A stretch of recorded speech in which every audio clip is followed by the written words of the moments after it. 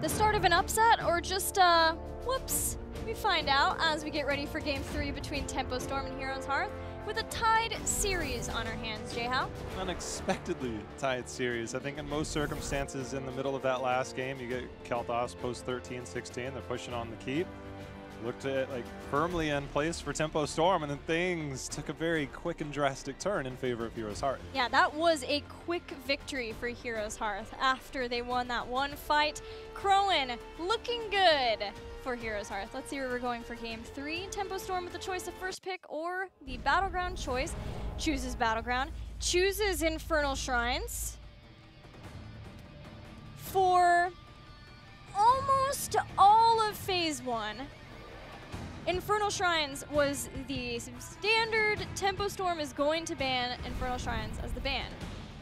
But they bring on Fan and they bring on Glaurung. Cattle's still shot calling for the team, but Glaurung has a lot of experience shot calling Infernal Shrines. That was one of their favorite Battlegrounds when he was on World 20 last year. It's just, they stopped banning it, but it's crazy to see Tempo Storm pick it for me. Willingly pick it. Yeah, that's the thing, is the dynamic definitely changes when you get those new, and I think the big part is the Glaurung factor, because that was the Medivh Diablo style that everybody knew Roll20 would come out with. Was their Tomb of the Spider Queen. Those were kind of their go-to. They had a lot of things that they did really well on those Battlegrounds. So it's a surprise when we look at it from the big picture, but maybe not as much a surprise when we dive deeper with Glaurung. Right. It is very interesting to see a Tempo Storm pick of Infernal Shrines, but they had started to ban other maps by the end of Phase 2, something like Brax's Holdout versus Galeforce Esports.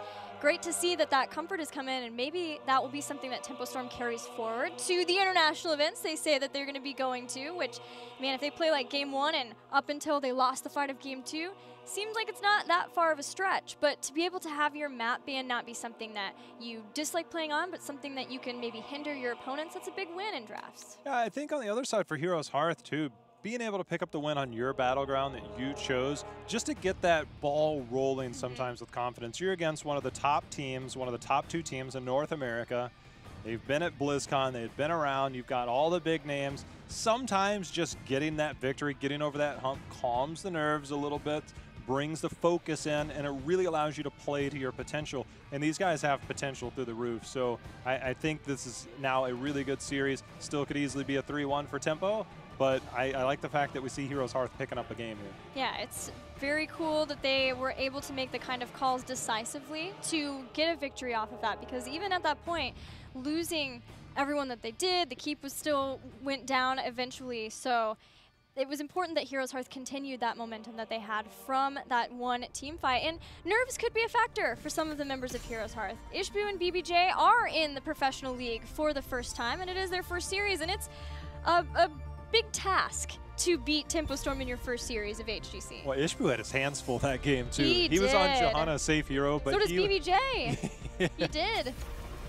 HANZO being banned out here by HeroesHearth.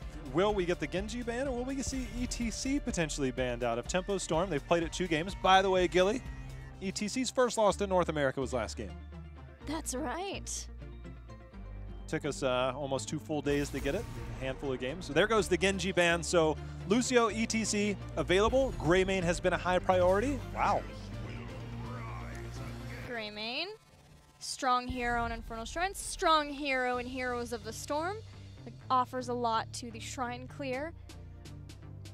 Lucio now up for June as a possible support. I mean, we could easily just see the ETC Lucio again. I'd venture to say that Lucio, probably the best all-around support. Sometimes there are better situational supports depending on enemy team or your own composition. But when I think about Infernal Shrines, Lucio may not be at the top for me. Something like a Stukov really stands out for me, things like that, closing off choke points. So I don't think Lucio is a given. I feel ETC maybe probably is. But the thing is, Glaurung moved over to Melee. One of the most prevalent Medivh players last year, other than Glaurung, is also on this team by the name of Psalm. So maybe we could see some old strategies, but they do go with the stability of Lucio ETC. Lucio ETC.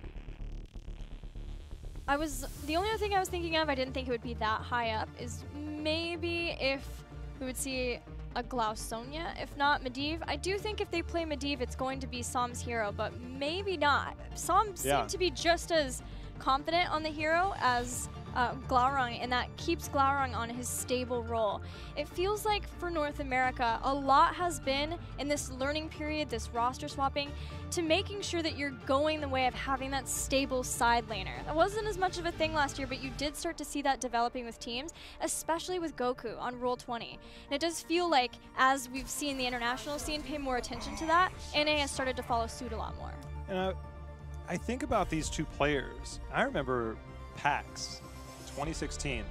There was Denial. Glaurung comes in on Kerrigan on Tomb of the Spider Queen, basically helps carry that team to BlizzCon. That was their qualifier. And it was actually the qualifying game he capitalized on.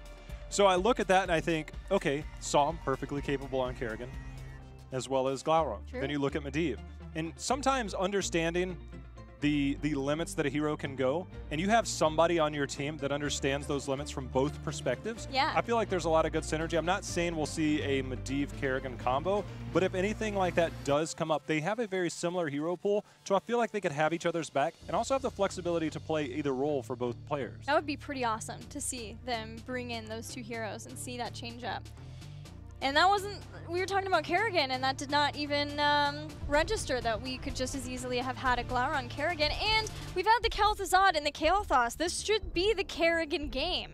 It's time. It seems like it's time. The Trinity. You know, going back to Open Division as well, this was a map that we saw HeroesHearth play Abathur on.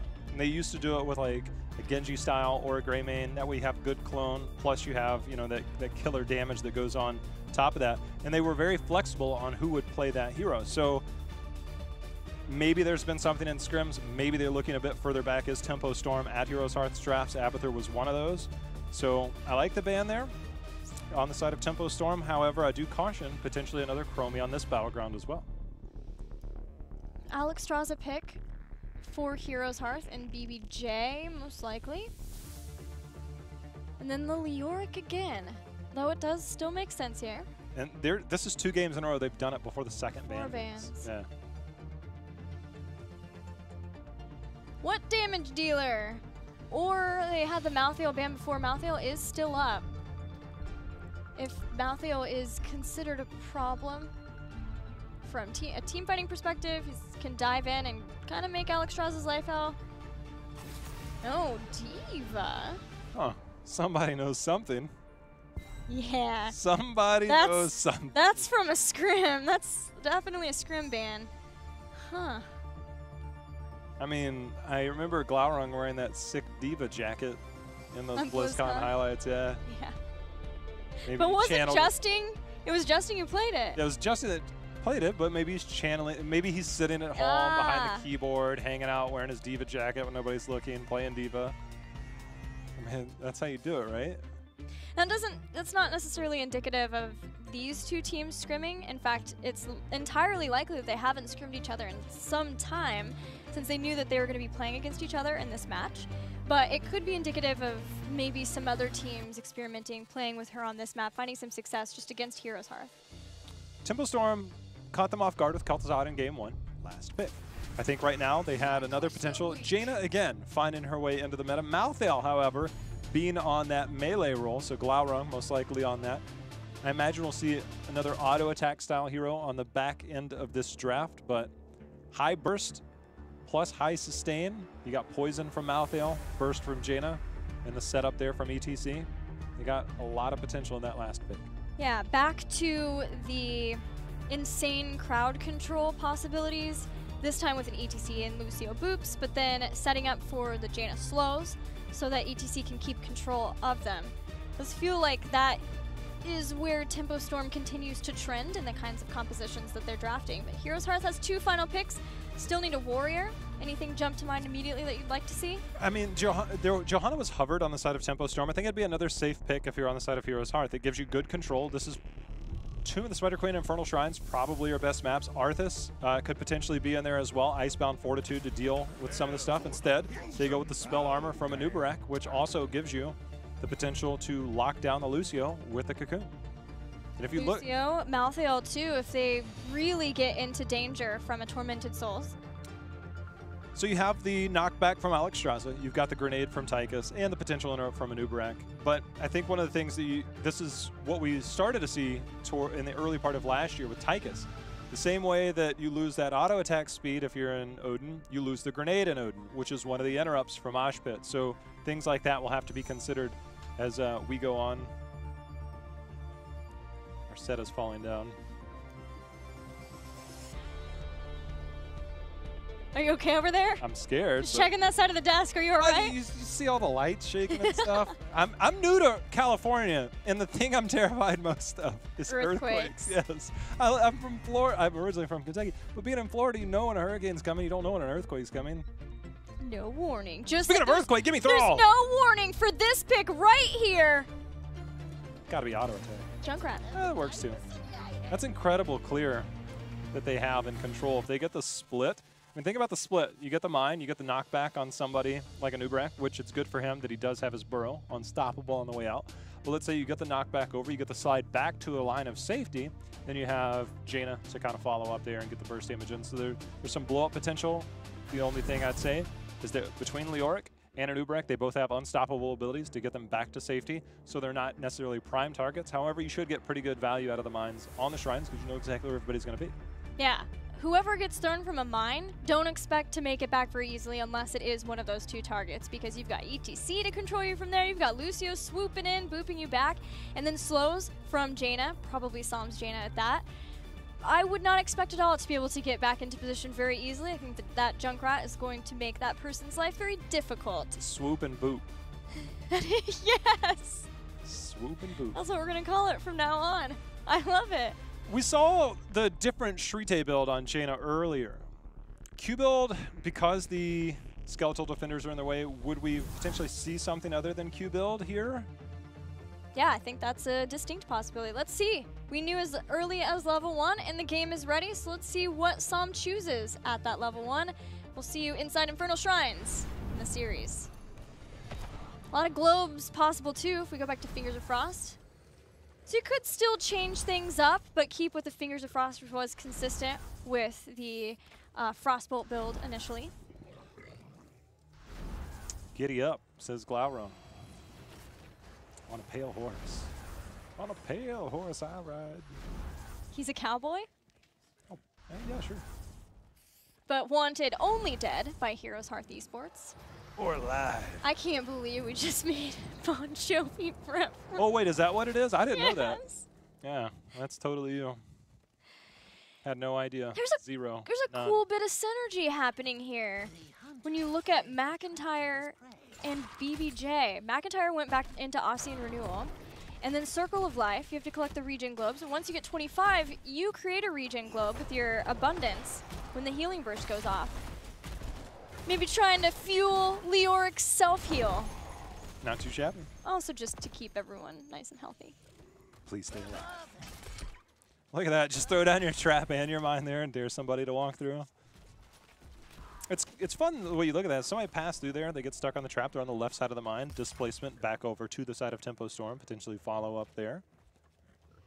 Yeah, and the whole crew is looking for kills. Gets that burrow charge right away. June's still going into position for the damage there, the boop back. There's the swoop and boop, Gilly. You did. Made Ishbu go around the other way with the zoning blizzard, but Ishbu made it out okay. Krohn recognizes a lot of people went top, but he's got to be careful. You can see the safe positioning, at least for the moment. No eyes on anything, no need to risk it. Gonna go ahead and hop off that camp. Early camp priority from Tempo Storm 2, heading on over to their Khazra, but Tempo Storm are not okay with just getting their own camp and letting their opponents get theirs. No, no, no, no, no. 1 minute, 30 seconds in, and we've got a camp invade happening from them. They already get theirs. These Khazra are still fairly healthy enough to in time to get over to this point.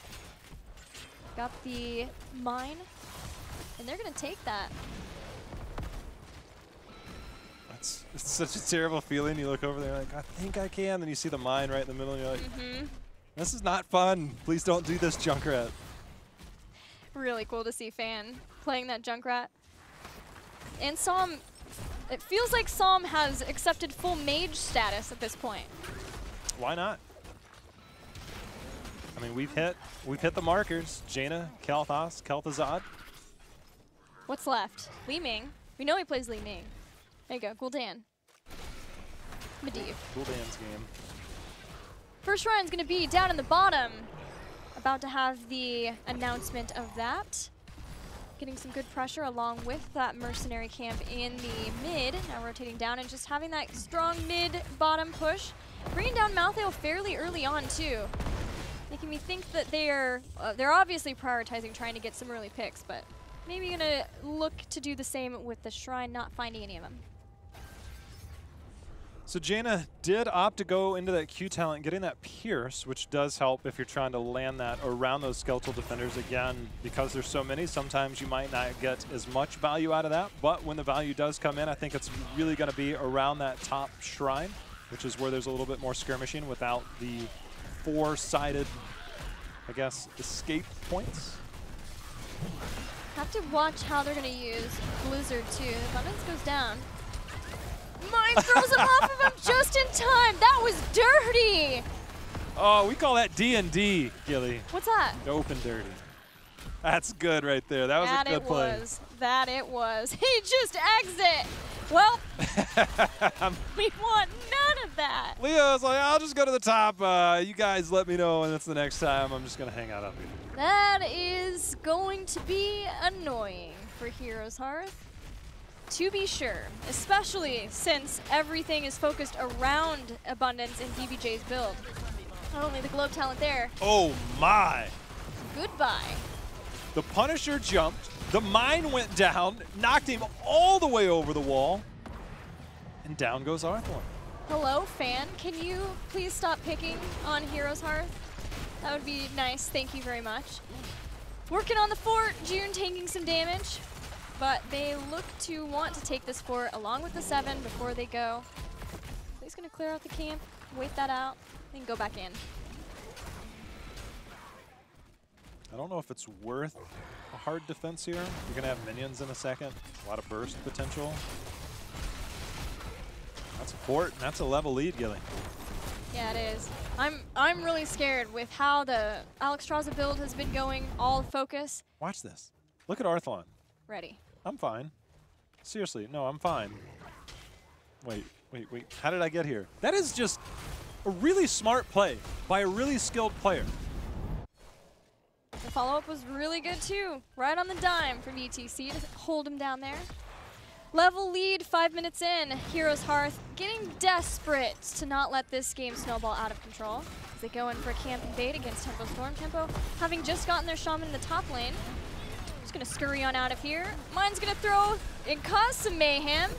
Can't really take advantage of that as well as they did in the last ones. They'll give up the camp. That's okay. They're still far and above on the way to 10. If I'm Heroes Hearth here, you just said it. They've got to make something happen. The reason being is level 10 will be here for Tempo Storm by the time the next shrine is going to be. Heroes Hearth isn't going to have that available to them, so they need to try and get some structures down. They got the camp. They get one tower down. A pick would be great, but they got to try and capitalize on this moment, else they're going to be playing from behind. Glaurung going in for the flank. Yeah, Heroes Hearth left just in time because any longer being there, and they would have been up against 10. As it is, they still lost Tychus just from that fantastic rotation from Glaurung locking him down. Another kill on Tychus, and Tempo Storm gets heroic abilities. Next shrine is going to be up at the top. Looking at heroics, Mosh Pit. And Mosh Ring Pit. of Frost. Woo, our first Ring of Frost. We've had a lot of water elemental in our Jaina games. This time we're seeing Ring of Frost. See if we can get that slide into that Ring of Frost, get the lockdown. No cleanse, of course, for Alexstrasza, so we'll see how that holds up as this game goes on. No cleanse and Touch of Death. Hasn't always been picked. This might even be one of the first in North America for this league this year, but in this case it made so much sense. You want to group together, you're already going to be forced off of the point by the mine, but in case you're not, go in with the Tormented Souls, have Reaper's Mark on a lot of people, and you're going to be reducing the healing. You know where they're going to be clumped. Yes. It's going to be fun. Yes, you do. The counterplay is definitely there for Tempo. In Ring of Frost, Mosh Pit. I'm scared. Yeah, me too. We said that last game too, Heroes Hearth. It's like, yeah, we were too for a bit, but look what I can do. Tempo Storm takes down the wall in front of the fort, knowing where the next shrine's going to be. and knowing that they have full advantage from that because HeroesHearth still just needs to get heroic abilities. So they're going to siege out back in the mid once again until they can get to 10 and start heading up to the shrine. Jaina and company got to get out of here. June is just now making his way up. Malthael coming from the bottom. He does have on a pale horse. Ishbu going in onto Jaina. The Entomb is going to lock him down. Ring of Frost in return, as well as the sound barrier. But we do have Junkrat falling first. Crowan went in deep for the kill. It stays alive for the moment as he disengages out. He has the heal reduction. He has the Reaper's Mark, and Glaurung is out for the kill. He snags it. He gets it, but he's under fire from Arthalon. Yeah, did he overcommit? He's got the slow almost on him. Glaurung does get away by the skin of his teeth, somehow surviving. They group up for the heals. We've got a 4-on-4. The trade is there. HeroesHearth did what it took, Gilly, to get themselves back in the game by getting 10. They came up to take a fight, but now they've got to do more with it because they still find themselves a level down. A punishment just a little bit staying too long for Tempo Storm, but Tempo Storm equalized out in a way that they can stay on the point, especially once Malthael gets back in. BBJ using the Dragon Queen, trying to push back Caterpillar so we can't get into a good position. There's no mosh pit right now, so HeroesHearth doesn't have to worry about that. BBJ keeping everybody alive. The Dragon is down. The Skeletal Defender slightly in favor of Tempo. Will they look to try and push the aggression forward? Crowan on the front line looking for an opportunity. Under no threat yet, but he's got to be careful. It looks like this is going to be obtained. McIntyre on the backside. He's slowed, he's stunned, he's pushed back into a blizzard, and he's dead. Cocoon had to be used for this too. There's barely a fort to retreat back to. At least a well for Crowan to tap on his way back. There's no defense to be had at this fort. Now they're going to have to fall back. Fort is gone. Keep wall most likely gone. Yeah, they got to be careful not to give up more. We don't have a mosh pit available. We do have the slide and the combo. Ring is up. If they can get more, great. If not, they'll likely take keep wall. Get out. Tempo Storm. What can we get from them after this push? Now, Junkrat's not here to throw someone in once the jump goes down. That was an early burrow charge, hoping to stop that. Ring of Frost comes out to follow up, and Ishbu can walk out of that in the nick of time. Yeah, that was ambitious. You know, a little bit ill-timed burrow. Wasn't punished despite being jumped on. No root available, and the Ring of Frost misses. Yeah, Junkrat wasn't there. He wanted to make sure that he was keeping up with the side soaking of Leoric, so Tempo Storm needed to go after a small wall so that they could try to follow up with the jump. Thankfully, since everyone was still sort of up away from that and they would have had to go back and around that, they used the Ring of Frost. Ishbu made it out of that. He lived, but the onslaught continues. Tempo Storm speeding in. Here comes June yet again to boot back Arthalon into the blizzard. Tychus goes down. A little bit far forward there. Oh, nice self-cleanse there. Thumb's pretty low. I don't know, Cocktail doesn't have it completed yet. One away. Improved Ice Block still a little bit away too, but a lot of the other questing talents are being finished up. Cocoon to try to get time for Ishbu to leave and to stop the body blocking. Gonna go back in again, does take out Jaina. Eliminating there, Riptire throws back McIntyre. Hoping to get some self-healing off of Drain Hope as Glaurung's got his number. And the mind says, let me help you out, McIntyre. Crowan just seems to know, oh, they're taking shots. Okay, they're gonna get out. But Crowan continuing to dive that back line, just pushing the limits. He knows that when he eliminates that threat, this team is all about burst, Gilly. It's about separation and then burst. When you have Junkrat, it's about the separation. When you have Malthael, it's a very slow death. It's not like he has high burst. So once Jaina's gone, that threat is there. It seems like Crowan understands that he can go in those moments and try and neutralize, even things up just a little bit. So they got the trade there, which is in favor of HeroesHearth at this point. Yeah, he takes full advantage of Tempo Storm tunneling in on somebody, on something, focusing on having either the mosh pit, focusing on somebody when Lucio speeds in or off of the mine. And in that very instant, while Tempo Storm is trying to stabilize or get that, he just uses the chaos to his advantage. And that tied them up in kills. That keeps them in the game. They are still behind. They've still lost 2 forts. They're on the verge of losing another one. They need to keep this momentum going if they have hopes of winning this game the way they did in the last one. Well, they find themselves in a similar position to where they did a few minutes ago, in the sense that they're going to be down a talent tier. They're down just a little bit. Can they have enough time to get to that talent tier the same way that they did on the last time? Unfortunately, they weren't able to get the Punisher. It looks like they're out of time on this one. So it's a matter of holding until 16, Gilly, because here in a moment, the sport is going to go down, and then a keep will be threatened. You can bait that over, hopefully save the keep, but losing a keep here is pretty much, it's about 30–40% possibility, GREYMANE. but Tempo Storm, oh wow. Throw in. Tempo have had enough of you.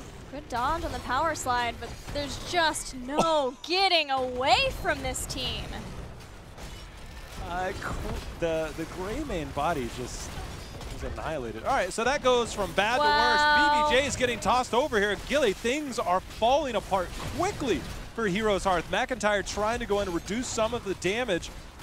Glaurung, however, is trying to get on the backside as well. Looks like Keep's going to fall. Ring's going to land onto a Nubarak. Right in the blizzard, too. A Nubarak's gone. Sound barrier enabling Tempo Storm to keep this party going with the Tormented Souls. He dives in on McIntyre. They at least are going to set their sights on taking a keep before they walk away. Things go from bad to worse as the Shrine is now active. No 16 still available. Tempo Storm will likely look to try and potentially... Oh, hello. They might even try and just put pressure on the core while simultaneously letting the Punisher push. It's going to be up to HeroesHearth to try and bait that down to the bottom keep. It looks like it's going to go over to Tempo Storm. If HeroesHearth can get 16 here, they might be able to take a fight. I think it's just going to be a little bit too slow. Yeah, this is stacking up pretty fast for Tempo and the Skeletal Defender count. They have the mind to throw back HeroesHearth or get somebody separated from the rest of the team. Do Tempo Storm stall this at all, or just try to go for broke, push on, get the kills necessary along with the Punisher to close out the game? They're going to go ahead and cap it. They get the cap just as HeroesHearth hits 16. It's up to Tempo Storm to continue to keep the pressure on. They can't just be okay with taking a keep wall. They need to try and take a keep, if not potentially in the game. That's up to HeroesHearth. Maybe they force out a jump and then try and fight behind that. We've seen teams do that in the past. Right now, their attention fully focused on the Punisher. Punisher jumps in. Down low, away from where the wall was taken out by Cattle. Burning it down pretty fast as Arthalon with that Odin.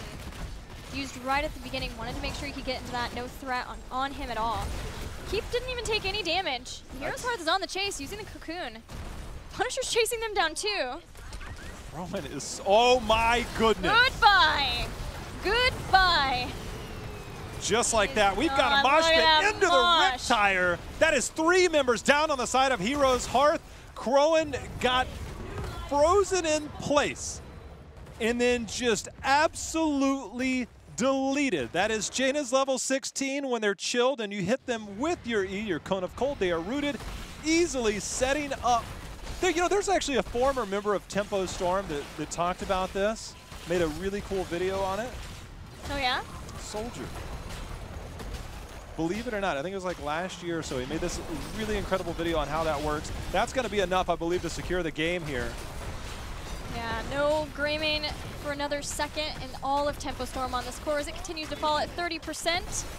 Crowan and the rest will do what they can, but Tempo Storm are saying, last game was just a blip to decisive victories, not even losing a single fort in that game. Tempo Storm wins. Yeah, you know, it was the early part of the game. They got a little bit of a lead, and then they just played the talent tier advantage, and every time HeroesHearth did a little to come back, it was just never enough. They weren't able to get the picks. They weren't able to get over that hump.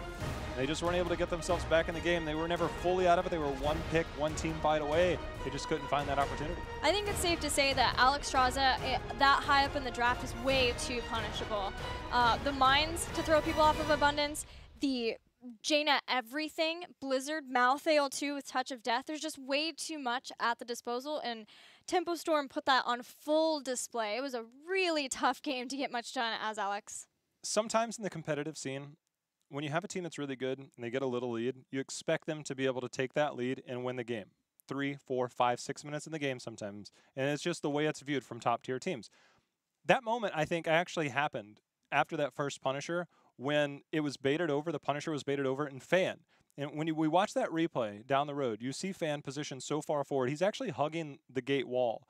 And when he did that and that was baited over and getting that over, that allowed them to not just take the fort wall with a first Punisher, generally that's what you get, but it allowed them to get a lot more beyond that. and they were able to follow up on that after getting that kill. That was a huge turning point. Despite it being just one kill really early in the game, that was the point that Tempo Storm was able to take the lead and then roll to victory. Sometimes those moments happen, and Fan made a killer play there, and when you go back to that game, you could easily say that was the play that won the game, despite it being just like minutes into the game. It's a thing in competitive, and a lot of people are like, that doesn't make sense, but it is. And I think that that's just a really small, but just a major play for that team. Well, as you talk about major plays, we can take a look at the final team fight of that game. Why don't you break it down for us? Yeah, I mean, we had the, I guess, comeback here from HeroesHearth, willing to try and take this fight. I think this is actually the part where, yeah, we got to let the Punisher die here. Yeah, we can speed this up a little bit. So they try and reapproach this. Now, if we slow it down, the key people to watch right now, just pause right here. Psalm's going to be on the left side, and then you're going to see Crowan right there in the middle. It's a matter of Psalm being able to apply the frost to get that slow, and we'll move it forward here to look for that moment. And as we go, the two eyes are going to be on Jaina. Psalm will play it forward. He's going to land it here in just a second. Yeah, he gets hit by, there you go, the root. Keeps him on the ring. Doesn't There's a take blizzard much. from that too. Takes a little bit longer, but even with that, you know, the Tormented, the Riptire, the Mosh Pit, all came out at once. Sound Barrier. Tempo knew in an instant once he went down how much more they could get from that. Yeah, that was pretty clutch. I mean, pretty impressive. Psalm knows that combo. Psalm's got an amazing stream out there as well. He does a lot of educational content, has a lot out there. So I would say if you're a player looking to get better, go to Psalm's stream. He'll tell you exactly how that works, how quickly he does that, the burst potential that he does. He's got some great videos out there on a lot of heroes. You can do these things too. They're hard, they're high level, but a guy like him, that right there is just showcasing his ability and that snap moment that you need in this game to just turn a fight. Really good play by Psalm. Well,